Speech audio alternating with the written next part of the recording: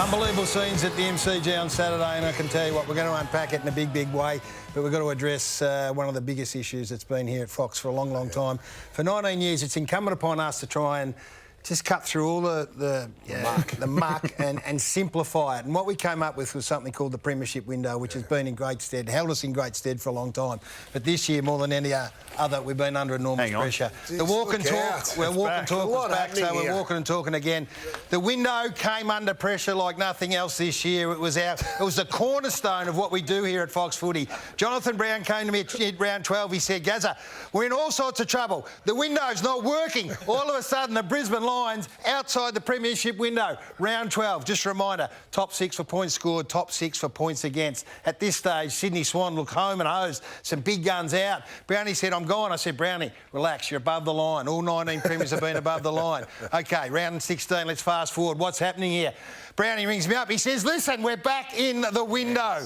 So when everyone else is jumping off the Brisbane Lions and saying they can't win the Premiership, Chris Fagan is looking at this and he's saying, "Boys, we're still alive. At round 20, we're still there." The big story, though, is whilst the Sydney Swans have been in position 1A the whole time, the other top 4 sides are sliding out of contention, and we're being contacted by people from Geelong and Collingwood, and they're abusing us and saying the window is gone. The credibility is out the window.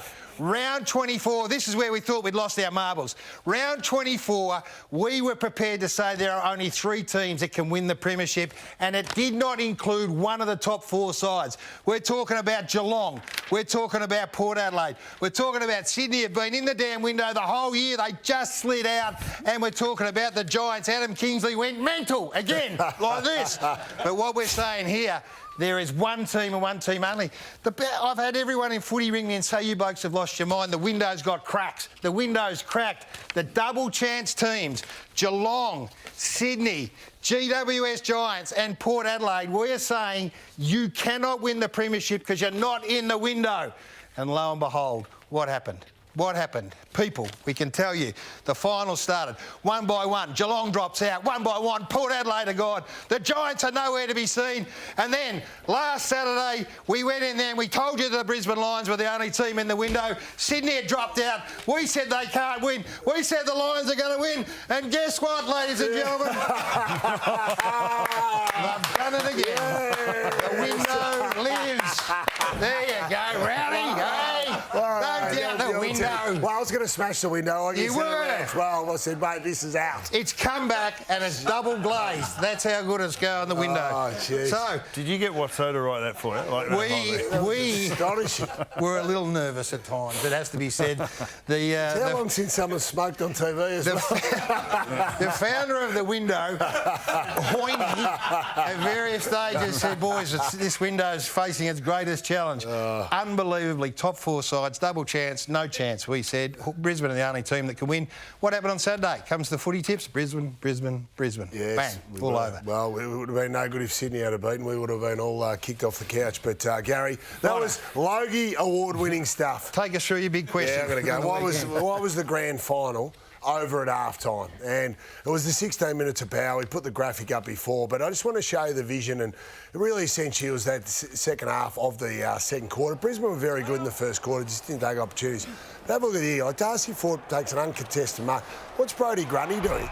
Since when has he become a winger? So Sydney were off there, but Joe, important he goes back and kicks this goal because he was a bit wobbly early in front of a goal, Gaz, but then he does that, goes straight into the next centre bounce, pushes an All-Australian ruckman out of the way, bang, hits Callum Archie. Archie goes back and kicks a critical goal. Now watch here, Jared Berry, he's the winger. The wingers played critical role throughout the back end of the season with Bailey there and Fletcher as well. It's important. He gets involved in the play, but now he's important to close off the exits. So if Sydney do get the turnover, which eventually they do through the lizard, Berry's there. He's the brick wall. Here he is. Bang. Turnover, mark, goal. All of a sudden, Brisbane is starting to get momentum. Look at the forward work here, the connection. This is set play. Logan Morris drops it into the hole for Archie. That doesn't happen. How does the Sydney player not come off there? It's unbelievable. And this the difference between the Lions. The Lions hunted and the Swans were hoping. Have a look at that. 2 experienced players leaving the area. The Brisbane players just hunted that contest, and eventually it was a beautiful kick by Lachie Neale to young Logan Morris, who had a fantastic grand final as well for a young man. Who would ever thought 12 months ago he'd be in this position? He kicks that goal. 4 out of those 5 plays resulted in goals, and really that was the match-winning lead, Bucks. It was. So Morris kicked that goal and went 46 points up. Yeah. And I thought the next minute, the last minute of the second quarter was instructive around the pressure that Chris Fagan spoke about and what the Lions were able to force. So this is the next centre bounce. You're 46 points up. You're about to go into half-time. That's a stuck tackle by Zorko. It's not. That's as aggressive as you can be in the modern game.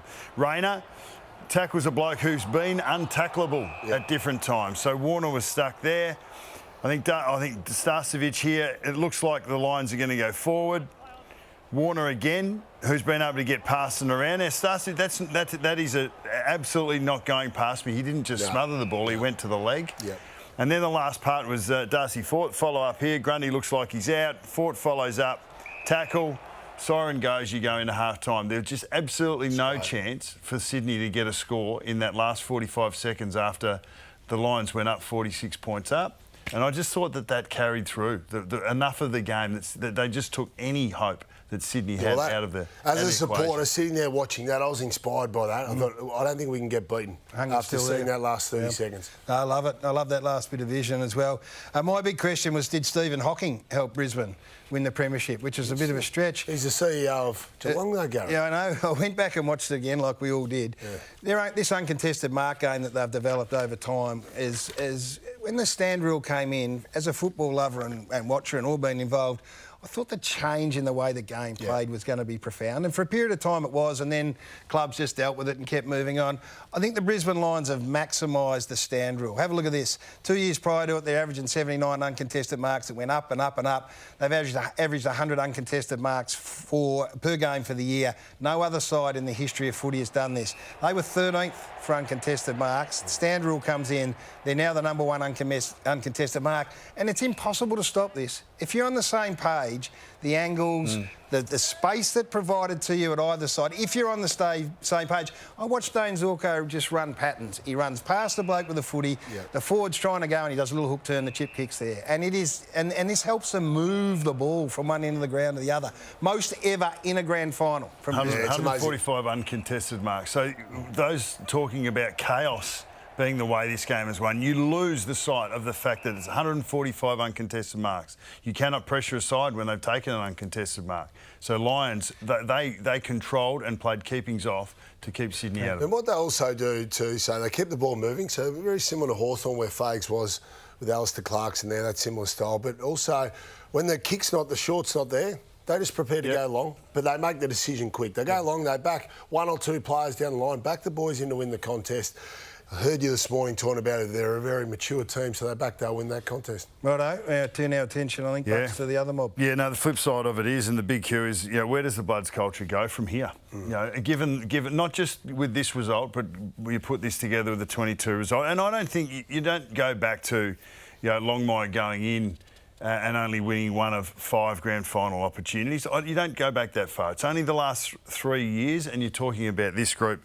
And the fact is that if you're presenting that when there's a game on the line, when everything that you've wanted for 2 years, that you've worked really hard to come and connect with each other, to face this moment and be more prepared than you were 2 years earlier, and you only come up with 158 pressure, which is a lot due to Brisbane's ability to chip the ball around. But that's the third lowest ever in a grand final. Extraordinary. That is not the Bloods that I have seen and known over a long period of time. Especially given what happened 2 years ago in a grand final. Correct. So they've had time to correct it. This happened, late or midway through the second quarter, and it's a bit of vision that, if there's something about the Bloods, it's not just putting your body on the line, it's actually the defensive running. Sydney were always known as a side who would cover the ground from contest to contest. And Errol Goulden has been that type of player. So Bailey gets goal side of him here. He actually lets him go because Rampy covers, and now Goulden hands over to Lohman, who is a forward. Now, Goulden's a wingman, so you need to get back to support.